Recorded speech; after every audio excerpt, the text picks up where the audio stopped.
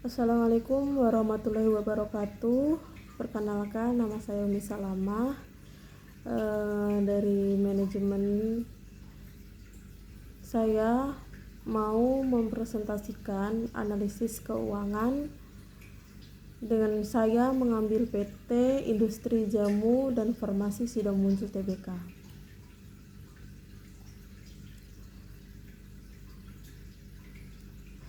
PT Industri Jamu dan Farmasi Sidomuncul Tbk merupakan perusahaan jamu tradisional dan farmasi dengan menggunakan mesin-mesin Mukhtar pada tahun 1935.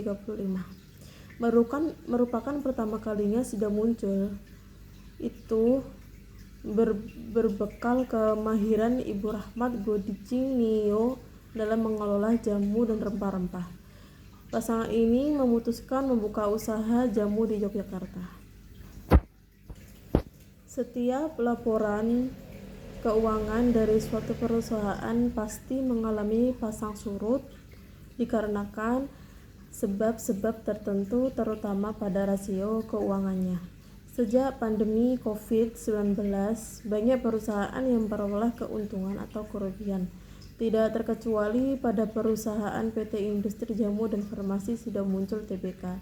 Sejak adanya pandemi COVID-19, perusahaan industri jamu dan farmasi Sidomuncul malahan mampu menorehkan kinerja positif di tengah pandemi COVID-19, yang dimana kesadaran akan kesehatan membuat penjual produk herbal Sidomuncul meningkat sehingga berdampak kepada pendapatan perseroan. Oleh karena itu, banyak produk kesehatan seperti jamu dan obat-obatan rasio penjualan naik. Beberapa produknya yang mempengaruhi liquidity, finansial, leverage, profitability, dan market value perusahaan. Yaitu ada bab kedua, rasio likuiditas atau liquidity ratio. Rasio likuiditas mengukur jumlah kas yang tersedia untuk menutup beban di saat ini dan jangka panjang. Rasio ini penting untuk mengukur kelangsungan hidup perusahaannya. Jika manajer tidak mampu membayar tagihan karena jumlah tersedia kas yang tidak mencukupi, kondisi ini menjadikan perusahaan illiquid dan menjadi cara tercepat untuk keluar dari bisnis yang sedang digeluti.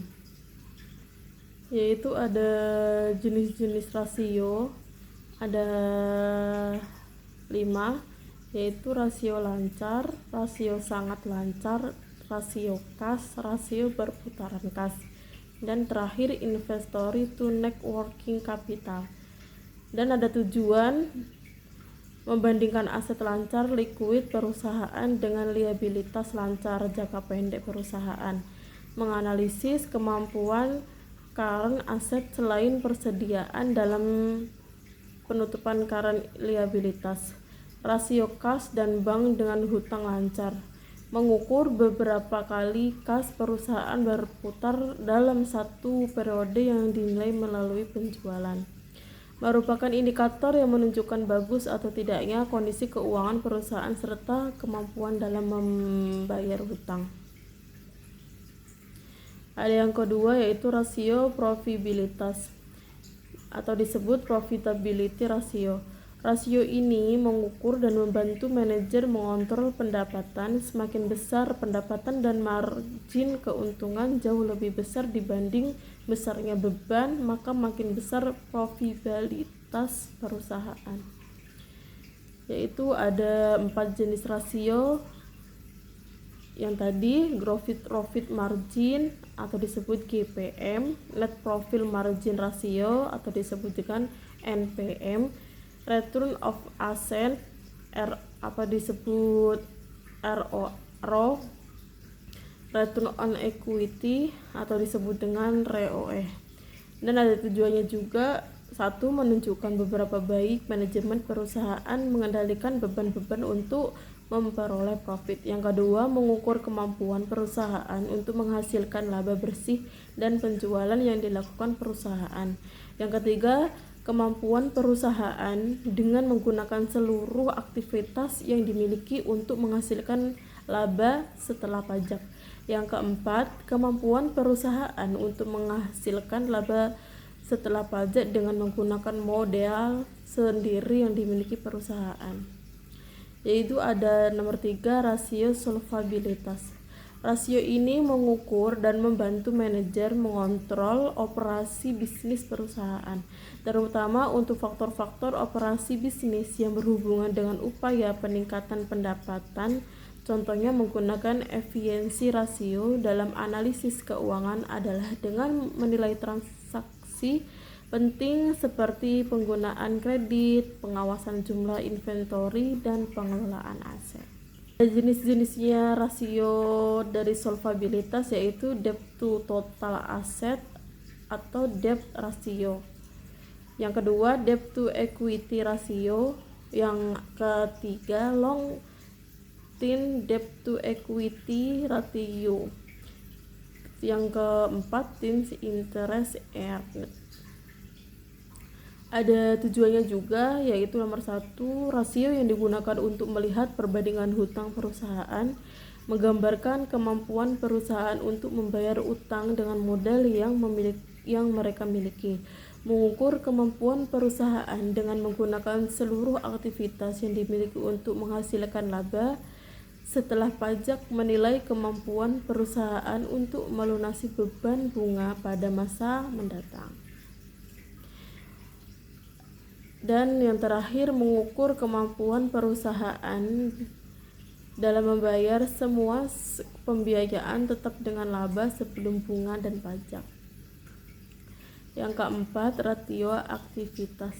Rasio ini utamanya digunakan oleh investor untuk menentukan apakah suatu surat berharga layak untuk dibeli atau tidak. Sejalan dengan semakin menjamurnya portofolio investasi, masyarakat semakin perlu informasi tentang nilai pasar saham dan surat berharga lainnya. Beberapa rasio pasar banyak dijadikan rujukan dan didampangkan secara publik di berbagai media massa untuk menunjukkan kinerja perusahaan. Ada jenis rasio aktivitas yaitu perputaran piutang, perputaran persediaan, perputaran modal kerja, perputaran aset tetap, dan terakhir perputaran total aset. Dan ada tujuan menunjukkan sebagai efektif perusahaan dalam mengelola penjualan secara kredit dan seberapa mudah perusahaan dalam memulihkan kredit dari pelanggan dan periode tertentu. Yang kedua, menunjukkan sebagai cepat perusahaan menghabiskan persediaan barang per periode.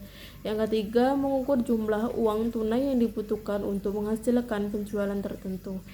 Yang keempat, memperlihatkan cara perusahaan memanfaatkan aset tetapnya. Yang terakhir, menghitung aktivitas dan kemampuan perusahaan dalam menghasilkan penjualan melalui asetnya. Yaitu ada yang kelima, rasio pasar. Rasio ini utamanya digunakan untuk mengukur sebagai besar perusahaan berasal dari hutang, atau dengan kata lain, seberapa besar perusahaan dibiayai dengan hutang. Ada jenisnya juga, yaitu ada earning per share, book value per share. Terus ada tujuan juga, menggambarkan berapa banyak investor yang saat ini mau membayar sebesar 1 dengan earning yang dilaporkan perusahaan. Pengukuran hubungan antar market value dengan akumulasi investor dalam ekuitas perusahaan. Dan yang pertama, yang sudah ada hasil dan pembahasannya, nomor 1 yaitu rasio profitabilitas. Rasio GPM PT Industri Jamu dan Farmasi Sidang Muncul Tbk sejak 5 tahun terakhir sebagai besar pengalaman penurunan meskipun tidak terlalu signifikan.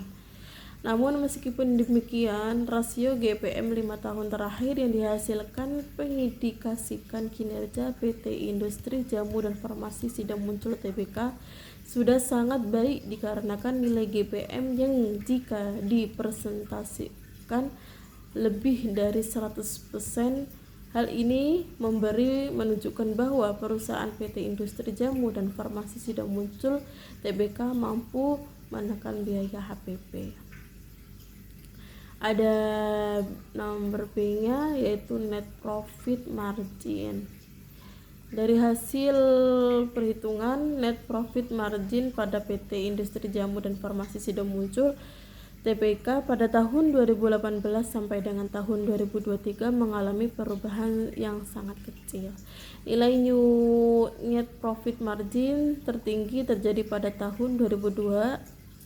Kinerja perusahaan PT Industri Jamu dan Farmasi Sidomuncul Tbk cukup baik jika dilihat dari hasil NPM yang didapat 5 tahun terakhir, yaitu keseluruhan hampir mendekati 0,50 yang jika dipersentakan rasio NPM seluruhnya di sekitarnya 40 atau 50%. Yang C, return on asset. ROA menunjukkan seberapa baik perolahan pengembalian atas uang yang diinvestasikan ke dalam aset. Semakin tinggi ROA semakin baik pula kinerja perusahaan karena perusahaan menghasilkan pengembalian yang tinggi. Berdasarkan data ROA 5 tahun terakhir menunjukkan kinerja PT Industri Jamu dan Farmasi Sidomuncul Tbk sudah cukup baik dengan ROA sekitar antara 19% sampai 30%. Ada return on equity. Hasil penghitungan return on equity pada PT Industri Jamu dan Farmasi Sidomuncul Tbk untuk tahun 2018 sampai dengan tahun 2021 selalu mengalami peningkatan yang signifikan, kemudian turun sedikit pada tahun 2022. Hasil perhitungan return on equity pada PT Industri Jamu dan Farmasi Sidomuncul Tbk menunjukkan bahwa perusahaan tersebut mampu meraih laba bersih sebesar 20-30%. Dengan kata lain, setiap Rp1 dari ekuitas perusahaan mampu menghasilkan laba bersih sebesar 20-30%, sedangkan rata-rata ROE sekitar industri barang konsumsi adalah 3%. Semakin tinggi nilai ROE, semakin optimal perusahaan dalam memanfaatkan total ekuitas untuk meraih laba bersih. Ada rasio likuiditas. Nilai current ratio semakin tinggi, artinya perusahaan memiliki kemampuan lebih besar dan menutupi utang jangka pendek.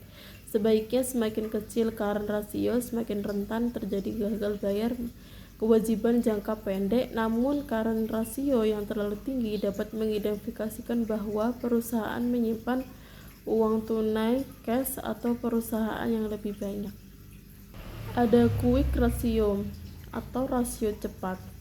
Rasio cepat adalah ukuran penting untuk mendeteksi kapabilitas perusahaan untuk menutupi semakin kewajiban jangka pendek hanya melalui aset-aset paling likuid seperti kas, efek, dan piutang tanpa melibatkan persediaan.